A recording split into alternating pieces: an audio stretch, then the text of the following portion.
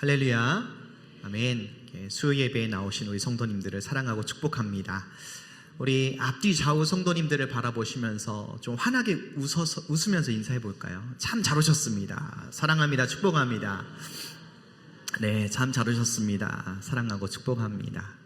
네, 많이 오셨네요. 오늘 일부 예배 때도 많이 오셨었는데, 네, 많이 오셨네요. 제가 퀴즈를 한 문제 드리겠습니다. 요즘에 학생의 설교에서 제가 퀴즈를 자주 내거든요. 중학교 1학년 새내기들이 얼마나 좋아하는지 몰라요. 그래서 제가 퀴즈 내는 맛에 좀 이렇게 빠졌습니다. 정답 아시는 분은 손을 들고 이야기하시면 됩니다. 자, 문제 나갑니다. 사복음서 마태, 마가, 누가, 요한 복음에서 모두 기록된 예수님의 표적은 무엇일까요? 예수님의 표적입니다. 객관식입니다. 1번 물이 변하여 포도주가 된 가나의 혼인잔치, 2번 왕의 신하의 아들을 살리신 표적, 3번 오병이어의 사건. 딱 3개만 준비했습니다. 어려우실까봐. 아시는 분? 네, 우리 이상근 안수 집사님. 네, 맞습니다. 박수 한번 할까요? 와우, 네. 네, 선물은 박수입니다. 네. 요한복음을 쓴 사도 요한이 예수님이 하나님의 아들이시고 곧 하나님이심을 증언하기 위해서 요한복음 6장 말씀에 오병이어 사건을 기록했습니다. 오병이어 사건 모르시는 분 없으시죠? 아마 너무나도 잘 아실 겁니다. 오병이어 사건은 허기진 그 군중에게 예수님께서 보리떡 5개와 물고기 2마리를 가지고 넉넉하게 배불리 먹이시고 그리고 12바구니가 남는 이적이지요. 이때 여러분, 떡과 물고기를 먹은 수가 몇이었습니까? 성인 남자만 5,000명이고 여기에 여자와 어린 아이들까지 합하면 적어도 10,000명 이상 되는 엄청난 인원수를 먹인 일이죠. 사람들은요, 이 본문에 기록된 이 오병이어 사건을 읽으면서 이렇게 생각해요. 어떻게 이런 일이 일어날 수 있을까? 이게 가능한 일인가? 이런 황당한 이야기를 어떻게 사실로 믿을 수 있을까 하는 생각을 합니다. 그래서 이 오병이어에 대한 사건을 이렇게 해석하는 신학자들이 있어요. 한번 들어보세요. 예수님이 행하시는 이 놀라운 표적을 보기 위해서 죽은 자도 일으켜 세우시고 귀신도 쫓아내시고 안진뱅이도 일으켜 세우시는 그 놀라운 표적을 보기 위해서 수많은 무리들이 예수님께 몰려왔습니다. 그런데 오늘 이 오병이어 사건의 그 위치가 어느 위치냐면 먹을 것을 구하기가 어려운 빈들이었어요. 그렇기 때문에 이 준비성이 철저한 이 유대인들이 예수님을 만나러 가기 전에 다 도시락을 쌌다는 것이죠. 하지만 모든 인원들, 그 안에 다 모였던 사람들이 도시락을 다 싼 건 아닙니다. 그래서 도시락을 싼 사람이 있어요. 근데 예수님이 이제 표적을 막 일으켜 내시니까, 놀라운 막 이적들을 나타내니까 사람들이 배가 고프겠습니까, 여러분? 여러분, 눈앞에서 막 귀신 들린 사람이 멀쩡하게 막 돌아오고요. 앞을 못 보던 사람이 예수님이 안수 한번 해주시니까 앞을 봐요. 여러분, 배가 고프시겠어요? 배가 안 고프죠. 그런데 그것도 어느 시간이 길게 지속되면요, 이제 허기를 느끼기 시작합니다. 그런데 여러분, 도시락을 싸온 사람들이 자기의 도시락을 열 수가 있었을까요? 다들 넉넉하지 못한 형편이었잖아요. 로마의 압제를 당하고 있는 시기잖아요. 그래서 이 도시락을 뚜껑을 열면은 옆에 사람들이 뺏어 먹을까봐 도시락을 못 열고 있었대요. 그런데 그때 어린 소년이 자기 도시락을 예수님께 드리죠. 그때 그 예수님께서 그 도시락, 그 볼품없는 도시락을 보시고 좋아하시면서 축사를 하셨습니다. 그 축사하다가 이제 사람들이 자기 도시락을 몰래 꺼내는 거예요. 그리고 그 도시락을 함께 먹기 시작합니다. 그때 이제 도시락이 없는 사람들도 같이 그 도시락을 나눠 먹었다는 것이죠. 예수님의 제자들이 시간이 흘러서 이 일을 기록할 때에, 이 일을 생각할 때에 예수님이 마치 물고기 보리떡 5개와 물고기 2마리로 모든 사람들을 넉넉하게 배불리 먹이셨다, 그렇게 과장해서 기록했다는 해석이 있어요. 여러분, 오해하지 마세요. 제가 한 게 아니에요. 어떤 신학자가 이런 해석을 했습니다. 여러분, 이 해석을 어떻게 생각하세요? 세상 사람들은요, 이 해석을 이렇게 이야기해야 이해를 합니다. 그래, 이게 상식적인 거고 이게 합리적이야 라고 만족을 해요. 그러나 여러분, 주는 그리스도시요 살아계신 하나님의 아들이심을 믿는 성도는요, 이 해석을 믿지 않습니다. 우리는 말씀에 기록된 있는 그대로를 믿습니다. 아멘이십니까? 여러분, 우리 예수님이 어떤 분이세요? 사도 요한은요, 먼저 우리 예수님이 어떤 분인지를 요한복음 1장 1절에서 2절에 명백하게 못 받고 시작해요. 자, 1절 2절 보시면 태초에 말씀이 계셨고 그 말씀이 하나님과 함께 계셨다. 그 말씀이 누구예요? 예수님이시다. 그 예수님은 곧 하나님이시다. 이것을 명백하게 선포하고 그 다음에 말씀을 써내려 갔습니다. 여러분, 우리 예수님은 모든 만물과 육체를 창조하신 하나님이십니다. 들짐승도 우는 까마귀 새끼들에게도 먹이를 주시는 하나님이세요. 그 하나님께서, 그 하나님 되시는 그 예수님께서 보리떡 5개와 물고기 2마리를 가지고 그 2만 명, 3만 명 되는 사람들을 먹이지 못한다는 것이 우리에게는 상식적이지가 않는 것이죠. 사랑하는 성도 여러분, 우리와 똑같은 능력을 가진 예수님을 우리는 예배할 필요가 없는 것입니다. 우리 예수님은요, 절대로 우리와 똑같지 않으십니다. 우리 예수님은 우리의 연약함, 우리의 나약함, 우리의 연약함, 아픔들을요, 너무나도 공감하시고 체휼하시지만 우리와 똑같은 분이 절대로 아니십니다.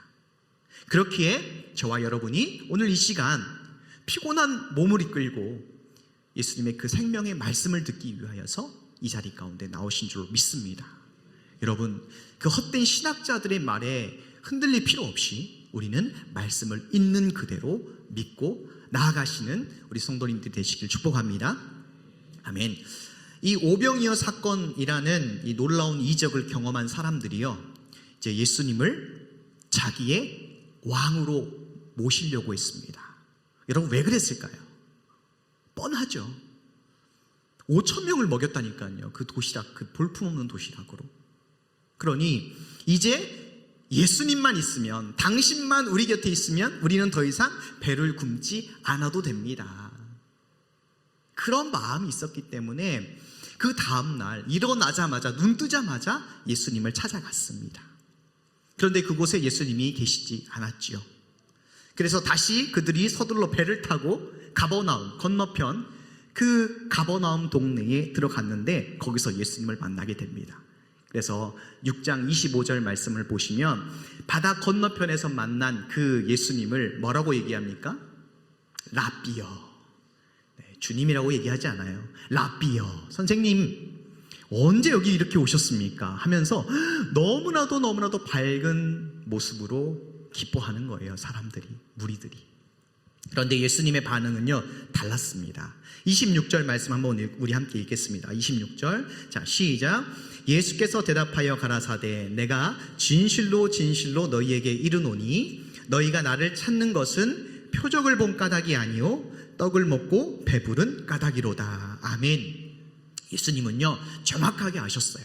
이 수많은 무리가 눈 뜨자마자 자기를 찾아온 이유가 바로 표적을 봤기 때문이 아니라 너희들이 배를 채울 그 떡을 구하기 위해서 왔구나라는 것을 알고 있었습니다. 그리고 27절 말씀을 보니까 썩을 양식을 위해서 일하지 말고 영생하도록 있는 양식을 위해서 일해라 라고 일침을 놓으세요. 여러분, 이 말씀 무슨 얘기냐면 썩을 양식을 위해서 그 떡을 먹기 위해서, 너희들의 배를 채울 떡을 먹기 위해서 예수님을 찾아다니지 말고 영원히 살 수 있는 생명, 영생을 얻기 위해서 나를 찾아다녀라, 쫓아다녀라. 바로 이런 뜻입니다. 우리는 여기서 우리가 예수님께 나오는 계기, 우리가 예배에 나오는 계기를 한번 생각해 볼 수가 있는 것이죠. 여러분, 처음에 여러분들 교회에 나오실 때 어떤 계기로 교회에 나오셨습니까? 저는 사실 선택지가 없었어요. 태어나 보니까 아버지가 전도사님이셨고 어머니가 사모님이었기 때문에 제 의지와 상관없이 무조건 교회 가야 됐습니다. 네, 안 가면 등짝을 맞았습니다. 네. 여러분들은, 우리 성도님들은 이제 저처럼 모태신앙이 아니신 분들이 좀 많으시잖아요, 지금. 여러분, 어떻게 오셨어요, 교회에 처음에?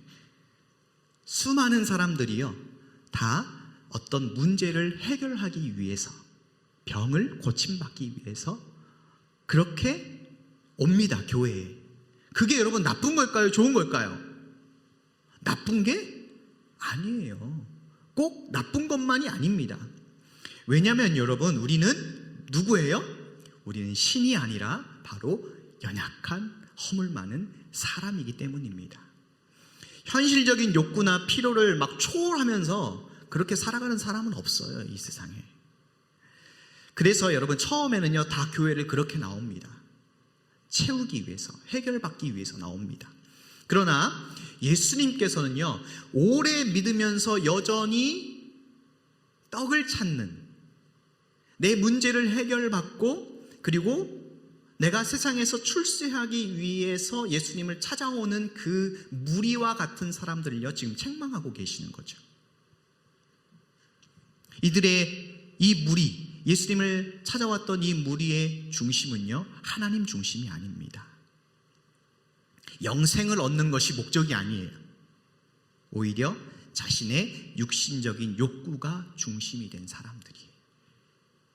이 사람들의 특징은 예수님을 라비어라고 높이고 주여라고 외칠 수는 있지만 그 마음의 중심에는 항상 자기의 욕심, 자기의 만족과 유익을 위해서 쫓아다니는 사람들입니다. 우리 예수님은 바로 이런 태도를 가진 사람들에게 지금 책망하고 계시는 것이죠.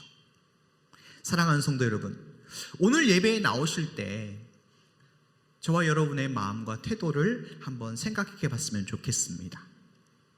예수님을 사랑한다고 말하면서 여전히 내 중심적인 유익과 만족을 위해 나오셨다면 떡을 얻고자 그 예수님을 찾아온 무리와 다를 바가 없는 것입니다. 여러분, 우리가 예수님을 믿고 따르는 목적을 분명히 해야 합니다. 우리가 예수님을 믿는 목적이 무엇입니까? 내 소원을 이루기 위해서입니까? 아닙니다. 예수님을 믿음으로 죄를 용서받고 하나님의 자녀가 되어서 영생의 복을 누리기 위해서 예수님을 따라다니는 것이죠. 그렇기에 예수님을 믿는 것 때문에 세상에 가진 것을 조금 빼앗기더라도 뒤돌아서면 안 돼요. 때때로 여러분, 믿음을 지켜나갈 때 기도응답이 잘 되십니까? 어떤 목사님이 그러시더라고요. 기도응답이 잘 돼서 막 자랑을 하잖아요. 초신자래요. 초신자의 수준이래요. 하나님께서 그 믿음을 더 키우시기 위해서 막 기도응답을 잘 해주시는 거죠. 그런데 하나님께서 어느 정도 수준에서 더 한 단계 업그레이드 신앙을 하시려면 기도응답을 안 해주신대요. 잘. 더 인내하고 견디고 버티고. 여러분, 우리에게 기도응답이 되지 않더라도 또 예배를 잘 드리고 말씀으로 살려고 하는데 내 삶 가운데 자꾸만 고난과 환난이 찾아올 때 있잖아요. 그럴 때 여러분, 끝까지 흔들리지 마시고 예수님만 더욱더 붙잡고 따르는 저와 여러분이 되시길 소망합니다. 그렇게 이 배를 채우기 위해서 예수님을 따르지 않고 정말 영의 말씀을 믿음으로 지켜서 그 영생의 축복을 받기 위해 예수님을 따르는 사람들에게 하나님께서 놀라운 은혜와 축복을 주실 줄로 믿습니다. 상황이 풀리지 않더라도 평안함을 주시고 기쁨을 주실 줄로 믿습니다. 세상이 줄 수 없는 하나님의 놀라운 은혜와 평강이 있을 줄로 믿습니다. 예수님은 이 떡을 먹기 위해 찾아온 무리들에게 정말 차갑게 책망을 하셨습니다. 하지만 여러분, 그 무리들은 여전히 표적만 구하기 급급한 모습입니다. 우리 함께 30절, 31절 말씀 한번 큰 소리로 읽겠습니다. 30절, 31절 시작. 저희가 묻되 그러면 우리로 보고 당신을 믿게 행하시는 표적이 무엇이니까? 하시는 일이 무엇이니까? 기록된 바 하늘에서 저희에게 떡을 주어 먹게 하였다 함과 같이 우리 조상들은 광야에서 만나를 먹었나이다. 이렇게 얘기를 했습니다. 여러분, 이 말 뜻이 무슨 뜻이냐면, 옛날에 모세는 광야에서 우리 조상에게 40년간 만나를 주었기 때문에, 만나를 내려주었기 때문에 위대한 민족의 지도자가 되었습니다. 그러니 예수 당신도 우리의 위대한 민족의 지도자가 되기 위해서는 지금 우리에게 뭘 내려달라? 만나를 내려달라. 이 얘기예요. 지금 만나를 내려달라. 여러분, 이 당시 이스라엘 백성들은요, 모세가 하늘에서 만나를 내려 조상들을 먹여 살리신 것처럼 제2의 모세라고 할 수 있는 그 메시아가 오시면 자기에게 만나를 내려줄 줄을 믿었어요. 왜요? 그렇게 가르쳤기 때문에요. 잘못된 믿음이죠. 그렇기 때문에 5,000명을 먹이신 이 오병이어 사건을 보여주신 예수님을 누구라고 생각해요? 당연히 제2의 모세, 메시아가 드디어 오셨다라고 불이 나게 예수님을 찾아온 것입니다. 이런 잘못된 믿음을 가진 무리에게 예수님께서 이런 대답을 하십니다. 35절을 보시면 내가 곧 생명의 떡이다. 41절에 내가 하늘에서 내려온 떡이고, 즉 뭐예요? 내가 만나다. 하늘에서 내리는 먹을 수 있는 만나가 아니라 내가 만나다라는 말씀을 하십니다. 여러분, 이 말씀을 사람들이 들었습니다. 어떤 반응을 보일까요? 막 당황하겠죠. 자기가 생명의 떡이라고 하고 자기가 하늘에서 내려온 만나라고 얘기하니까 도무지 이해가 안 되는 거예요. 그래서 사람들은 수근수근 거리기까지 하고 급기야 이런 말까지 합니다. 우리 41절, 42절 말씀도 한번 읽어보겠습니다. 41절, 42절 시작. 자기가 하늘로서 내려온 떡이라 하심으로 유대인들이 예수께 대하여 수군거려 가로되 이는 요셉의 아들 예수가 아니냐. 그 부모를 우리가 아는데 제가 지금 어찌하여 하늘로서 내려왔다 하느냐. 아멘. 이런 얘기를 해요. 네가 요셉의 아들인 거 우리가 다 알고 너 어렸을 때 어떻게 자랐는지도 우리가 다 아는데 네가 무슨 하늘에서 내려온 생명의 떡이고 만나냐. 헛소리 집어치워라 하고 비웃으면서 수군거리기 시작했습니다. 그런데 여러분, 이런 반응을 예수님이 보시잖아요. 그럼 멈출 수도 있는데 우리 예수님 멈추질 않으세요. 도리어 하실 말씀을 더 과감하게 하십니다. 우리 53절 중반절을 한번 보시면 예수님이 이런 말씀을 하세요. 인자의 살을 먹지 아니하고 인자의 피를 마시지 아니하면 너희 속에 생명이 없다. 54절 내 살을 먹고 내 피를 마시는 자는 영생을 가졌고 마지막 날에 내가 그를 다시 살릴 것이다. 아멘. 다시 말하면 너희가 빈들에서 오병이어를 맛있게 먹은 것처럼 나를 맛있게 먹어야 된다. 내 살과 내 피를 맛있게 먹고 마셔야 된다.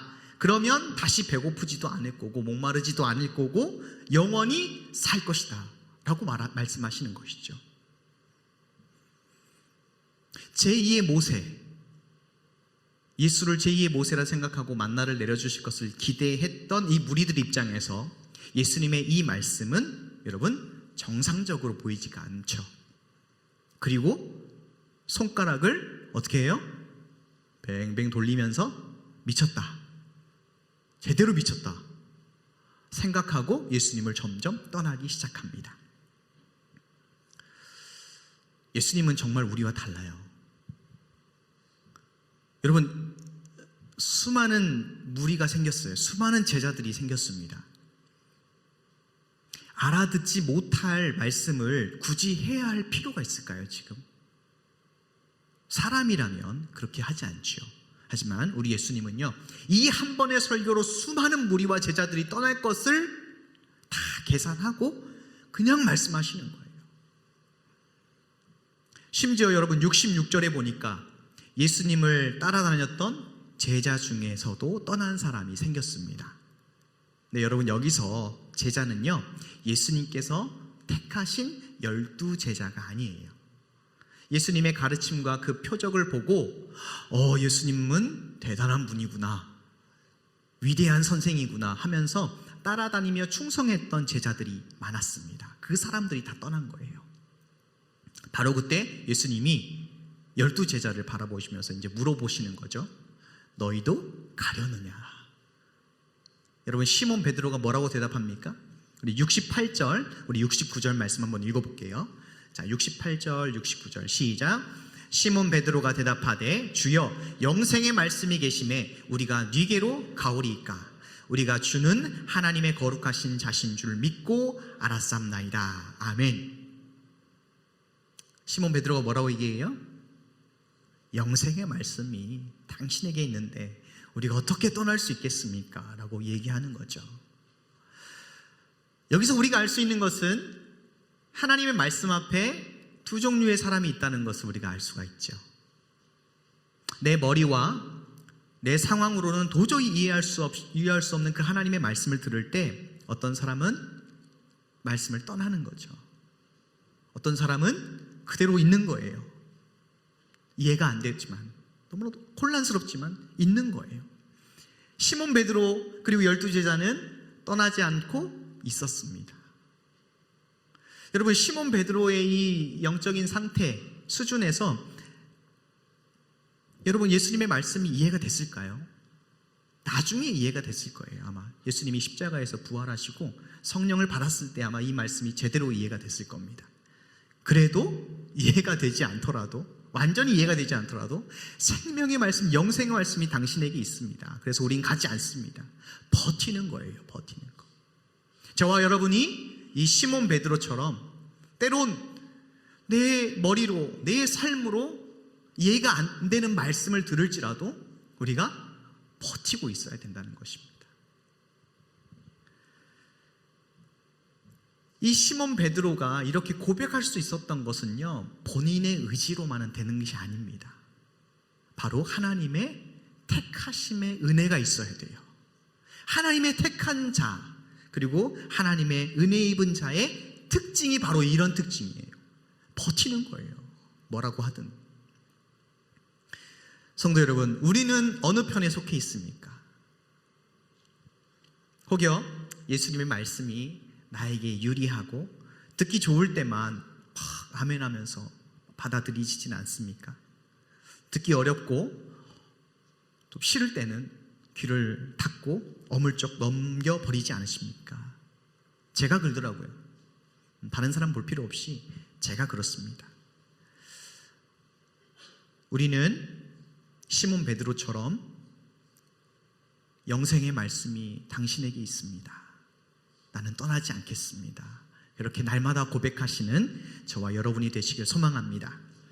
때때로 우리 예수님이요, 이 말씀을 증거하는 종들을 통해서 가슴 아픈 이야기를 막 듣게 하실 때가 있어요.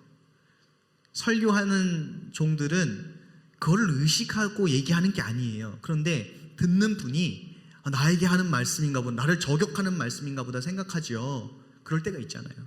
그런데 설교자들은요, 그렇게 막 대놓고 하시는 분 거의 없어요. 우리 예수님이 아니기 때문에 그런 거죠. 때때로 여러분, 하나님의 종들을 통해서 자녀의 떡을 취하여 개들에게 던지는 것이 마땅치 않다라고 얘기하실 때가 있어요. 그럴 때 여러분, 그 비수에 꽂히는 말씀을 들으실 때 우리가 어떤 반응을 해야 합니까? 이 가나안 여인, 이 수로보니게 여인처럼 맞습니다, 주님. 저는 개입니다. 그런데 개는 자녀의 떡을 취하지 않습니다. 주인의 상에서 떨어지는 부스러기를 먹는 자입니다. 그렇게 겸손하게 하나님 말씀을 받아들이는 그러한 신앙의 태도가 저와 여러분의 태도가 되기를 소망합니다. 우리 예수님이 세상에 육신으로 오신 것은요, 단순히 우리가 이 땅에서 삶의 문제가 해결되고 우리가 잘 살고 잘 누리고 그것을 위해서 오신 것이 아니죠. 그보다 더 높은 차원 때문에 오신 것이죠. 그 높은 차원이 어떤 차원입니까? 하나님, 예수님께서 하나님께서 예수님을 보내신 이의 뜻이 바로 그 더 높은 차원입니다. 그 차원이 어떤 것인지 우리 한번 읽어볼까요? 38절 다시 앞으로 오셔서 38절 39절 말씀 한번 읽겠습니다. 38절 39절 시작.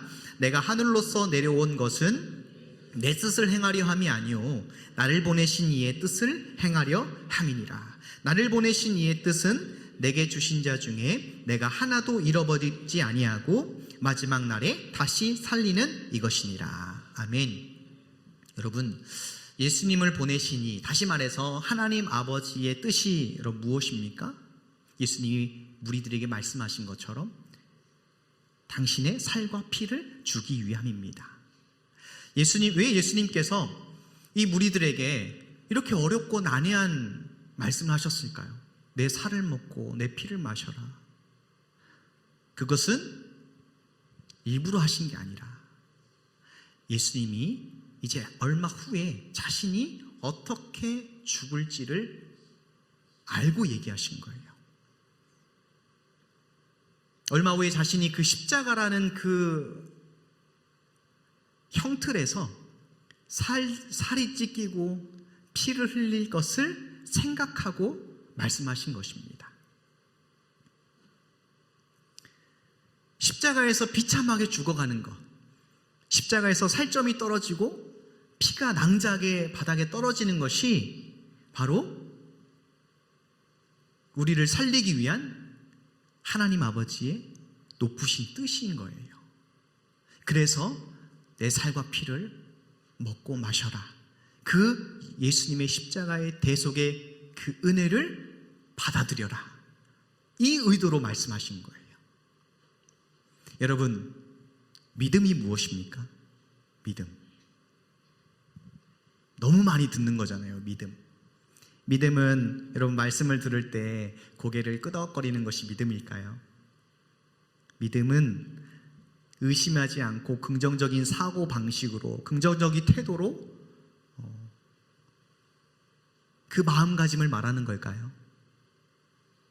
믿음은요, 예수님의 살과 피를 먹고 마시는 것.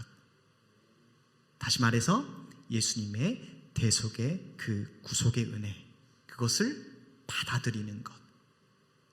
그것이 믿음입니다. 그것이 하나님께서 우리에게 원하시는 믿음이에요. 여러분, 우리는 어떤 믿음을 지금 가지고 계십니까? 절대로 무리와 같은 믿음을 가지지 마시고 끝까지 예수님을 따랐던 제자들의 믿음이 되시길 소망합니다. 생각해 보세요. 자신을 한번 바라봐 보세요. 저는 여러분들을 잘 모르거든요. 근데 저는 제 모습을 잘 알아요. 얼마나 약삭 빠르고 손해보지 않으려고 하고 혈기 있고 고집 있고 자만하고 아는 척하고 그런 사람입니다. 제가 이런 저를 위해서 누가 자기 살과 피를 내어줄 수가 있겠습니까? 그거를 다 까발려 보면은 제 부모, 제 형제 아무도 저를 대신해서 죽어주는 사람 없을 겁니다.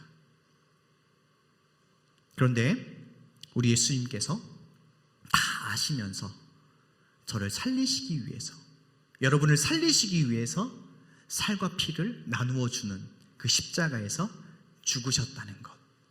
여러분, 이걸 믿으셔야 돼요. 내 문제가 해결되는 것보다 이 믿음을 먼저 갖고 있는 것이 우선입니다. 이게 먼저 그의 나라와 의를 구하는 거예요. 그러한 믿음을 가지시길 소망하고, 혹여 신앙생활을 오래 했지만 한 번도 이 예수님의 그 십자가 대속의 은혜를 생각해 볼 때 눈물을 흘린 적이 없거나 애통한 적이 없다면 지금도 늦지 않았습니다. 여러분, 가슴을 여시고 예수님께서 나를 위해서 죽으셨구나, 나를 위해서 당신의 그 귀한 살과 피를 내어주셨구나, 그것을 믿으시길 바랍니다. 그거를 가슴 열고 믿으실 때 성령께서 역사하셔요. 깨달아지고 믿어지고 눈물이 나고 애통하고 그런 놀라운 역사가 일어납니다. 또한 예수님의 그 애통하는 그 마음들을 다 느끼셨을 거예요. 그 첫사랑을 느끼셨을 겁니다. 그런데 그것이 오랜 시간이 흐르다 보니까 이제는 삭막해지고 앞에서 복음을 이야기해도 별 반응이 나오지 않을 때, 여러분, 우리가 무리의 믿음이 아닌지를 되돌아보시고 오늘 이 시간 나에게 주시는 예수님의 음성으로 여기고 십자가의 사랑을 다시 한번 확인해 보시면 좋겠습니다. 지금도 우리 예수님은 두 팔을 활짝 벌리시고 예수님의 피와 살을 받아먹기로 작정한 하나님의 자녀들을 기다리고 계십니다. 대기하고 계세요. 그 은혜에 머뭇거리지 말고 말씀을 붙잡고 믿음으로 나아가시는 저와 여러분이 되시길 소망합니다. 아멘.